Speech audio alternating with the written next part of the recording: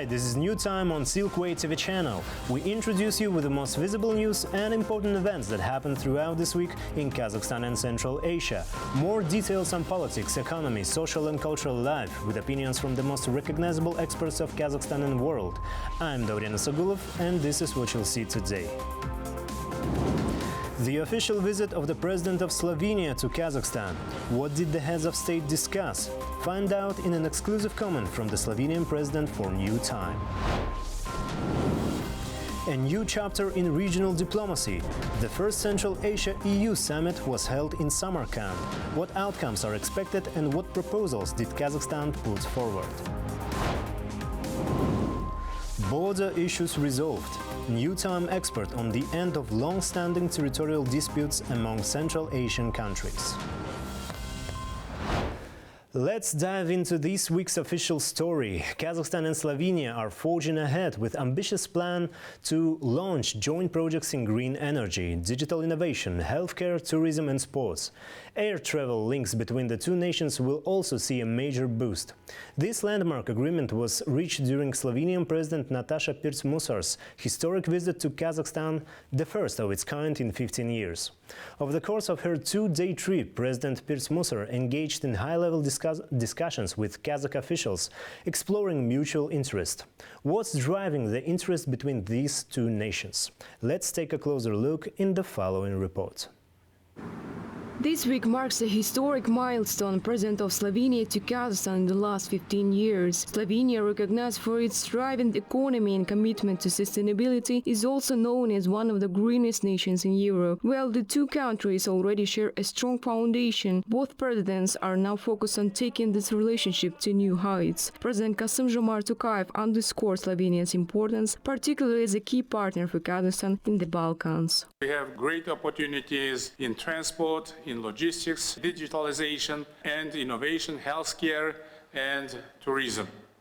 We do have a diplomatic relationship for 33 years, and in these 33 years we do not have any open questions.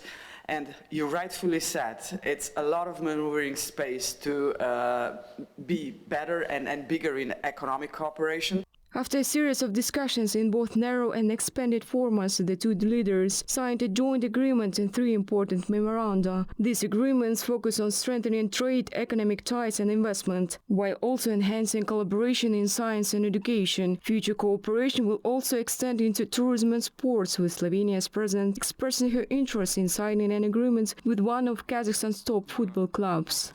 Assigning the Memorandum of Understanding between the Ministry of Science and Higher Education of the Republic of Kazakhstan. Later, during a press briefing, President Tokayev described the talks as substantive and fruitful. We discussed the prospects for expanding Kazakh-Slovenian cooperation and reached concrete agreements. Additionally, a number of intergovernmental and interagency agreements were signed, including in the fields of healthcare, tourism and education. I'm confident that their effective implementation will give new momentum to our partnership. Nataša Pirc-Musar in turn voiced Slovenia's strong commitment to broadening the bilateral relationship across several critical sectors. A key focus of their talks was the growing collaboration between the two nations in artificial intelligence. Indeed, Slovenia in this regard has much to offer. In 2021, the country launched a world-class supercomputer, unlocking new opportunities for development and innovation. This move has already attracted 150 million euros in investments. Slovenia is one of the pioneers in this field. 30-40 years ago, when we signed the agreement, we started discussing artificial intelligence. Today, Slovenia boasts some of the best experts in the area. We also have an AI center with UNESCO representatives and, of course, the Joseph Stefan Institute with top scientists. They have achieved a lot, possess extensive knowledge in robotics, conduct experiments on plants and DNA, and their work is highly productive.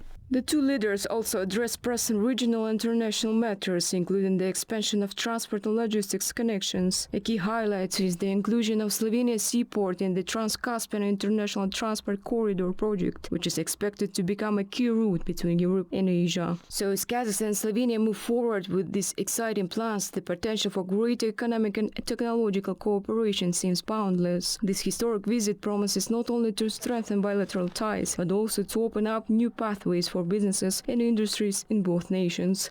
Balzhan Samigulina, New Time. Kazakhstan and Slovenia have reached an agreement to collaborate on research in the field of artificial intelligence. This partnership aims to leverage Slovenia's advanced expertise, particularly through the Joseph Stefan Institute, one of the leading research institutions in artificial intelligence, biomedicine and bioinformatics. The Minister of Science of Kazakhstan, Sayasat Nurbek, emphasized that this collaboration is a key priority for the country, especially given the growing importance of AI in global innovation. For the next 3 years, around 100 billion euros was announced. So it is a great opportunity for Kazakh universities and research institutions to have a joint research. We'll start planning our our visit to Ljubljana as soon as possible, May, June, and then hopefully for next academic year we'll come up with new academic mobility. Slovenia's President Nataša Pirc-Musar recently addressed global challenges like climate change, water scarcity, AI regulation and gender equality during a lecture at Nazarbayev University. She stressed the importance of collective action and multilateral cooperation while highlighting Slovenia's initiatives on bee and water protection, which have earned international recognition. Pirc-Musar, who became Slovenia's first female president in 2022, also shared her best wishes with the university. Notably, before entering politics, Slovenian president built a career in media, studying journalism in Manchester and collaborating with major outlets like the BBC, Sky News and Reuters TV. With a law degree, she also played a pivotal role in drafting data protection laws in Montenegro, Ukraine and Serbia, and even represented Melania Trump in court case regarding the use of her name. Slovenian President Nataša Pirc-Musar is confident about the promising future of trade relations between Kazakhstan and Slovenia. In an exclusive interview with my colleague Balzhan Samigulina, she highlighted how strong political cooperation is key to unlocking new business opportunities. Looking ahead, President Pirc-Musar shared exciting plans for future, revealing that both nations will soon launch joint projects in cutting-edge fields like artificial intelligence, water resource management and green energy. There's also focus on bringing together the best specialists from these industries for knowledge sharing and collaboration. We agreed that the economic cooperation between our two countries should be put on a higher level, and there are many possibilities. We both think that artificial intelligence field is one of the fields that we have to tackle and see the opportunities. Tourism is another one, and then water management. Slovenia is really strong at this, and of course green agendas. Slovenia is a very sustainable country. We are one of the top 4 countries in the world regarding the circular economy, so we can offer a lot of knowledge. But also, Kazakhstan can offer a lot of knowledge to Slovenia. Both countries need to be aware of one fact. Healthy economical business environment is the key point. That means predictable tax politics. It goes for both countries, not only for Kazakhstan or only for Slovenia. So this is what we have to do. And if politics is signing many agreements which are a good basis for business development later on, that's what we have to do. And we did this today in Astana. 3 memorandums were signed, 2 more are in progress. So those are the doors we are opening. And I'm pretty sure that the bilateral exchange, which is now slightly more than 160 million euros, could be much bigger. And there are many opportunities. Kazakhstan is positioning itself as a future powerhouse of trade and logistics in Eurasia, offering businesses a direct gateway to 1.5 billion strong markets of the EA-EU, Central Asia and China. This ambitious vision was front and center at the Kazakh-Slovenian Business Forum, where President Kassym-Jomart Tokayev outlined new opportunities for foreign investors. So, what sectors are primed for growth and collaboration between Kazakhstan and Slovenia? Let's take a closer look. Kazakhstan is rapidly becoming a dominant player in the region, fueled by a booming economy and its strategic position as a logistic hub. Just last year, the volume of freight passing through the country hit a historic 514 billion ton-kilometers. In fact, Kazakhstan now handles 19% of the land trade between Europe and China. We are actively developing major international corridors, including the Middle Corridor and the North-South Corridor. Our seaports in Aktau and Kurek are instrumental in facilitating cargo transit across the Caspian Sea. having reached a record of 4.5 million tons of cargo transported last year alone. We look forward to sharing expertise and deepening cooperation with the port of Koper, as we know the largest port in Slovenia, to strengthen connectivity and trade facilitation. President Tokayev also emphasized the growing importance of industrial energy cooperation between Kazakhstan and Slovenia. The potential for collaboration is vast, especially considering that nearly 70% of Kazakhstan's oil exports go to the EU. Add to that country's extraction of 19 rare earth elements and its agriculture export to over 70 nations, and it's clear that there is a wealth of opportunity on the table. President Tokayev also called on Slovenian businesses to explore joint investment projects in agriculture, pharmaceuticals and the booming IT sector. Although Slovenia's population may be small, its consumer market is impressive, presenting a real opportunity for our startups. Both Kazakhstan and Slovenia are optimistic about the potential for growing trade between the nations. Currently, Kazakhstan exports building materials and grains to Slovenia, while importing medicals, rebar and engines in return. According to Kazakhstan Deputy Prime Minister and Minister of National Economy Sergey Jumangarin, the logistics sector offers tremendous growth opportunities too. The Ministry of Transport is working hard to streamline the connectivity processes, improve permits and authorizations, and create smoother transit routes for our vehicles, especially through Turkmenistan, Iran and Turkey, since we are not yet fully connected with Balkan countries as Slovenia. In addition to trade and logistics, President Tokayev invited Slovenian businesses to take advantage of the growing opportunities at the Astana International Financial Center. This financial hub has already attracted over $14 billion in investments, with half coming from the Astana International Exchange and the rest from the AIFC participants. Currently, around 3,700 companies from 80 countries are registered at the center. With strong prospects for future collaboration, this visit is expected to lead to a wave of new commercial agreements between the businesses of Kazakhstan and Slovenia. Bojan Samigulina, New Time. During her official visit to Kazakhstan, Slovenian President Nataša Pirc-Musar shared an unexpected detail. She's a long-time admirer of Kazakh singer Dimash Kudaibergen, according to our colleague and journalist Adil Baltabayev. In a private meeting with President Kassym-Jomart Tokayev, she mentioned that she had previously attended one of Dimash's concerts and was deeply impressed. Later, during the official reception at Akorda, she received a special surprise. Dimash himself took the stage, performing several songs in Kazakh and French. Speaking the next day at the Kazakhstan-Slovenia Business Forum, President Pirc-Musar couldn't hide her excitement and shared her emotions with the audience. Thank you for all the hospitality we are receiving. I have to say that I will never forget the concert from yesterday. I will remember it for the rest of my life, that's for sure. I don't know whether I can give you something in return, Mr. President, when you come to Slovenia, but yesterday's concert has shown that also in Slovenia we do have great musical artists. One of the Kazakh artists is working at Slovenia University at Musical Academy, the cello player. So there are connectivities, and we can always find connectivities. One of the key outcomes of the visit of the President of Slovenia was the signing of the Memorandum of Understanding between the Foreign Trade Chamber of Kazakhstan and the Chamber of Commerce and Industry of Slovenia.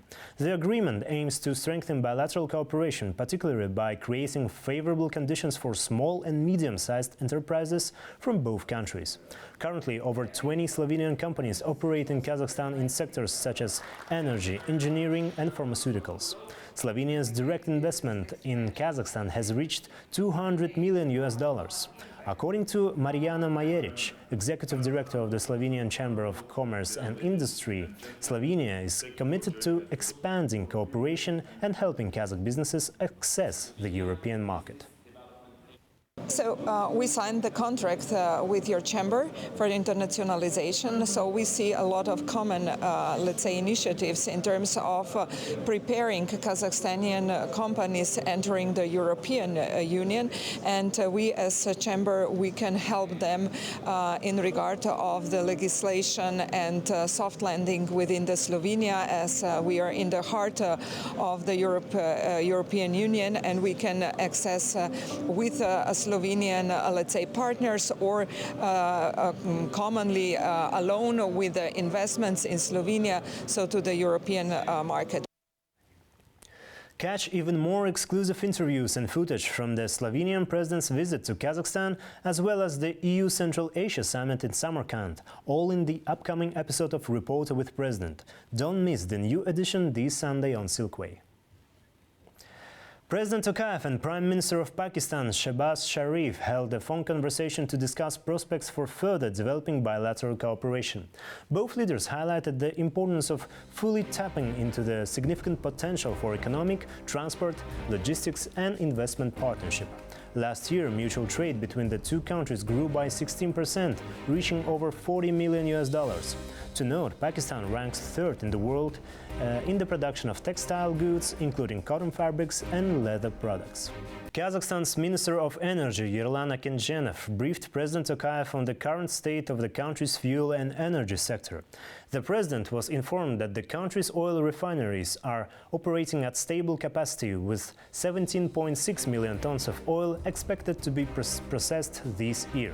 Construction is underway on the second line of the Beineo-Bozoy-Shymkent gas pipeline, as well as the Taldykorgan-Usharal line. Over the next decade, Kazakhstan plans to introduce more than 26 gigawatts of new power generation capacity to meet rising domestic demand. President Tokayev stressed the importance of energy security and reliable energy supply for the national economy and instructed the government to step up efforts to attract investment in geological exploration.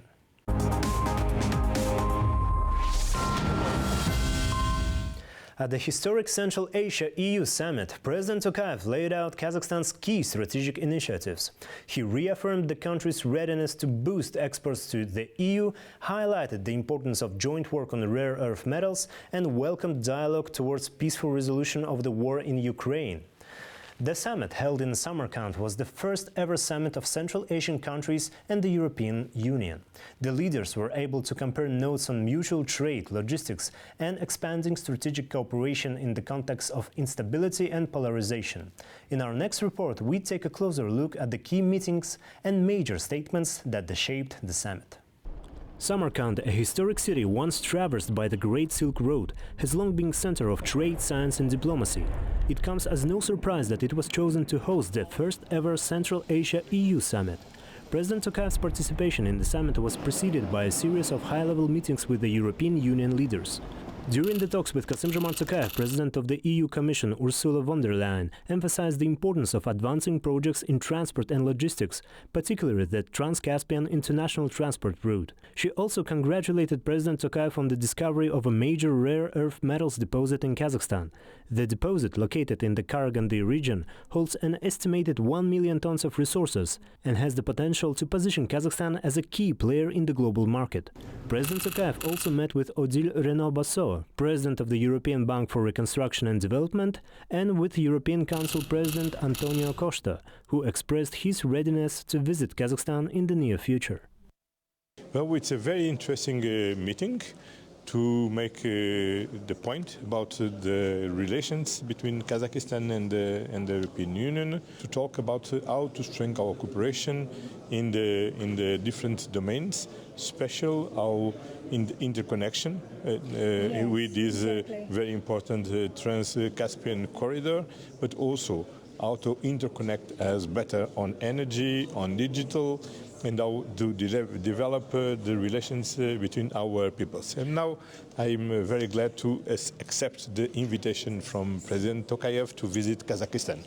In his address at the summit, President Tokayev began by speaking directly to the leaders of the EU and Central Asia, emphasizing the strategic importance of deepening inter-regional partnership amid changing geopolitics and mounting global challenges. He laid out a forward-looking agenda for Central Asia-EU cooperation, identifying trade as a top priority. Kazakhstan, he noted, is ready to boost exports to the EU across 175 product categories worth over $2 billion. Tokayev also invited European companies to co-finance joint projects via the Astana International Financial Center and named energy as another key area for collaboration.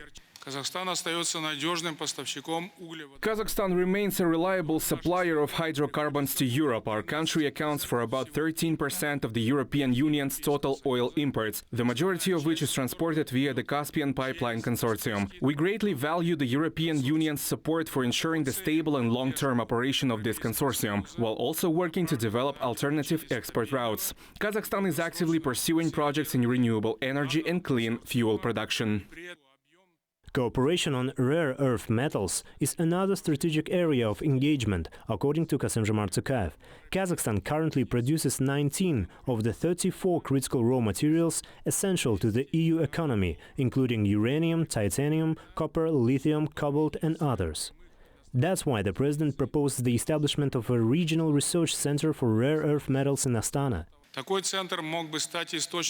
Such a center could serve as a valuable source of up-to-date information for businesses and investors on available deposits, technologies and their development. In this regard, I would like to highlight the importance of the Declaration of Intent being adopted today, aimed at deepening cooperation on critical raw materials between Central Asian countries and the European Union. The president also addressed digital technologies and the development of artificial intelligence, highlighting the achievements of Kazakh experts in the field. He proposed the launch of a Central Asia-European Union Innovation Campus based at Astana Hub, aimed at advancing cooperation in high-tech and digital innovation. Our countries actively cooperate through programs such as Erasmus+, Horizon Europe and other initiatives. The opening of more than 30 foreign university branches in Kazakhstan has helped bring valuable academic expertise into the country. We are interested in expanding access to grants and scholarships, many of which are already being implemented in partnership with several European nations. We propose the creation of an Erasmus+ for Central Asia program, with a focus on training specialists in priority sectors such as artificial intelligence, water resource management, biotechnology and others. We understand the full complexity of the issue, said President Kassym-Jomart Tokayev, speaking candidly about the Russia-Ukraine peace talks, a topic that could not be ignored at such high-level gathering of the EU and Central Asian leaders.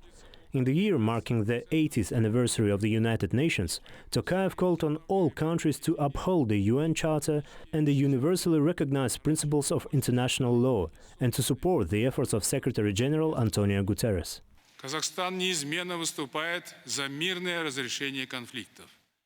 Kazakhstan consistently advocates for the peaceful resolution of conflicts. We welcome the launch of talks on Ukraine and hope for a positive outcome, though we fully understand the complexity of the issue. At the conclusion of the Central Asia-EU summit, all sides agreed to elevate their cooperation to the level of strategic partnership. Brussels also announced a new 12 billion euros investment package for the region under its Global Gateway initiative. The historic summit in Samarkand took place just 2 days after US President Donald Trump imposed tariffs on imports from dozens of countries, sparking global backlash from world leaders and financial markets. In such turbulent times, high-level dialogue like this takes on new importance. As Ursula von der Leyen stated, amid growing geopolitical uncertainty, the European Union sees Central Asia as a reliable partner. Daurena Sagulov, Ainur Mangali, New Time. European Union is investing hundreds of millions of euros in connectivity, sustainable growth and environmental protection across Central Asia, but its main interest lies in critical raw materials, essential for the green transition, explains EU Special Representative Edward Stiprice. Just days before the Central Asia-EU Summit, Stiprice gave an exclusive interview to our colleague at Kazinform Agency. You can watch the full version of on their website and YouTube channel. For now, here's a segment on the EU's key investment projects in Central Asia and the growing importance of what many call the new oil of 21st century, critical raw materials. What European investment projects are currently being implemented in Central Asia? Probably I should start by explaining that by European investment projects, I mean, there are two completely different things. I mean, the one is what the European Union as an organization is doing here, going through our cooperation programs with the countries of the region, actually supporting economic development, social development, issues related of common interest like water, climate, environment, So there are EU programs through which, and also actually connectivity, something which is extremely important, where, for example, European Union has its dedicated global gateway program with up to 550 million euros available for this support. But of course, investments as such into the economy, into companies, into creating jobs, this is something which is done by the private economic operators. And here I think the important thing is that in general we are the second trading partner to Central Asia, and I think that, if I'm not mistaken, something like 40% of all the foreign direct investments in the region, they are coming from Europe. So we are present here as private investors in many very important areas of the economy, but also as the European Union supporting economic development and actually increasing connectivity between our two regions, because frankly speaking, it's not enough to produce some goods. You need external markets, you need to deliver those goods to external markets. And if we want to develop bilateral trade, it's extremely important that we have those trading routes open, existing, open, developed, so that those goods could move between two of our regions. And now it's time for our weekly segment, Central Asia in Focus. Our political expert Ozhet Shegirbayev is already in the studio. Welcome, Ozhet. Good evening, Dorian. The EU Central Asia Summit was certainly a major highlight this week, but there was another equally important event. Kyrgyzstan, Tajikistan and Uzbekistan signed an agreement on the junction point of their borders, putting an end to the decades of territorial disputes. Ozhet, I think you would agree that this is a historic moment. I mean, for the first time in our independent history, none of the 5 Central Asian states have political claims against one another. Why do you think 2025 was finally the year to resolve these issues? Exactly, Dorian. This is a historic point of time, not only for the Central Asian region, but also for Eurasia itself. If we look back in 2021, when Kyrgyzstan and Tajikistan had a very aggressive disputes on the border issues, they frozen all the cooperation between two countries. But now we can see that just in 1 month, they started to reopen the borders. They reopened the avia networks between two countries.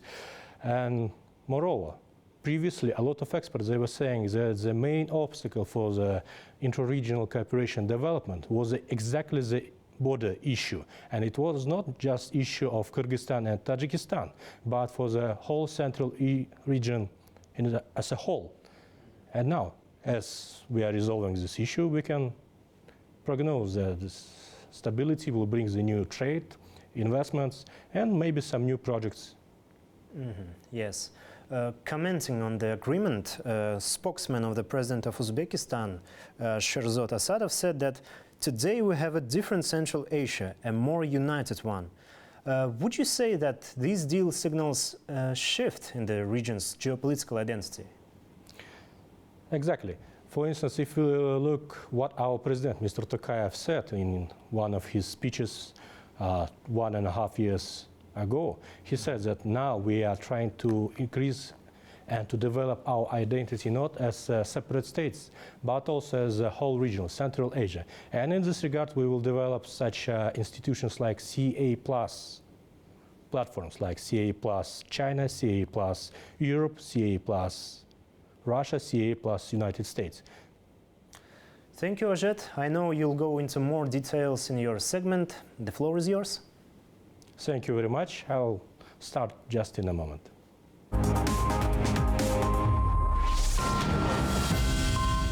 Significant event in the life of Central Asia took place on March 31 in the Tajik city of Khujand, where the Fergana Valley Summit was held.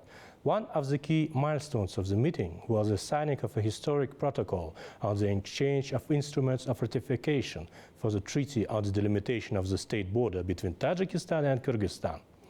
Alongside the treaty on the junction point of the state borders of the 3 countries signed during the summit. This document aims to enhance regional stability sustainable development, and the international standing of the entire region. To commemorate this significant event, the heads of states inaugurated the Friendship Stele, symbolizing good neighborliness, trust, and strategic partnership. Furthermore, in the presence of President of Uzbekistan, Mr. Shavkat Mirziyoyev, and President of Tajikistan, Mr. Emomali Rahmon, a protocol was signed to bring into effect the Treaty on Allied Relations between the countries, which was concluded in April 2024 in Dushanbe. Notably, in May of last year, Kazakhstan also ratified the Treaty on Allied Relations with Uzbekistan, followed by signing a similar agreement with Tajikistan in August 2024. The summit culminated in the signing of the Khujand Declaration, which was aptly titled On Eternal Friendship. As a result, 34 years of post-Soviet border disputes, which at times led to serious local conflicts, have been symbolically brought to an end. All border disputes between the Central Asian countries have been resolved. Previously, many experts and analysts point out that border issues were the main obstacle to fulfill the regional cooperation potential.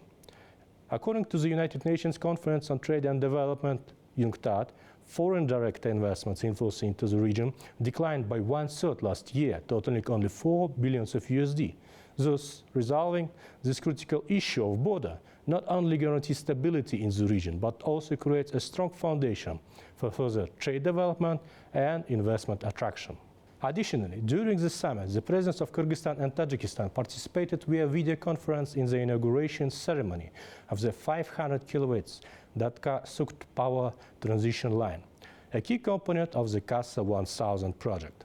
This project has led to the construction of new energy infrastructure, including a 500 kilowatt transmission line stretching approximately 480 kilometers from the Datka substation in Kyrgyzstan to the Sukt substation in Tajikistan. This network will facilitate the export of green electricity to Afghanistan and Pakistan during the summer months. Overall, the outcomes of the trilateral meeting in Khujand mark a new phase in strengthening cooperation between Uzbekistan, Tajikistan, and Kyrgyzstan, laying as a foundation for long-term collaboration in the interest of sustainable regional development. Uzbekistan Railways has amounted a 40% reduction in transit tariffs for transporting Kazakh grain to Afghanistan.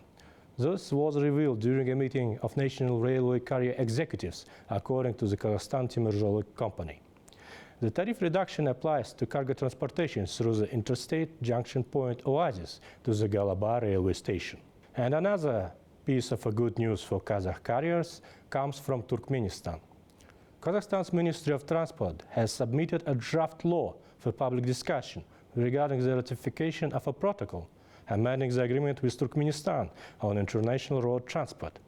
Currently, Kazakh freight carriers must pay a $200 fee per truck for entry and transport through Turkmenistan. However, after the proposed amendments to the intergovernmental agreement, they will be exempt from this charge. During the so-called Liberation Day, the President of the United States of America, Mr. Donald Trump, announced an increase in tariffs on all imports to the US from more than 185 countries worldwide. Starting from April 5, a minimum tariff of 10% will be imposed on all imported goods. From April 9, tariffs will rise for countries with the largest trade deficits with the United States. Tariffs on Kazakh products have been increased by 27%, while for other Central Asian countries the rise is 10%. Kazakhstan, meanwhile, is the main trading partner for the US in the region. Last year, trade turnover between the two countries amounted to approximately $4.2 billion of USD, $2 billion of which is the Kazakhstan's export. The main exports from Kazakhstan include oil, 56%, uranium, 16%, silver, 12%, and ferroalloys, 9.5%. At the same time, almost all of these commodities positions are on the US exemption list. Kazakhstan's Ministry of Trade reports that only 4.8% of the country's export goods are affected by the tariffs. Thus, there is no cause for concern. That's all from my part. Dorian, giving the floor back to you. Thank you very much, Ojet, for this detailed review. The future of AI and the need for regulation were the focus of discussions in Astana, where Kazakh and French experts gathered for a joint event.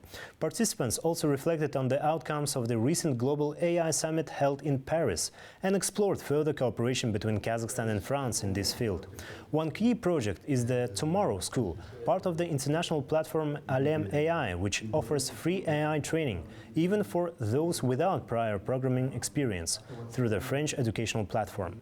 According to the ambassador of France to Kazakhstan, Sylvain Guéaguet, the initiative is a strong example of growing academic ties between the two countries. There is an interest by our companies to have access to Kazakhstani students which have a good academic level, and also the fact that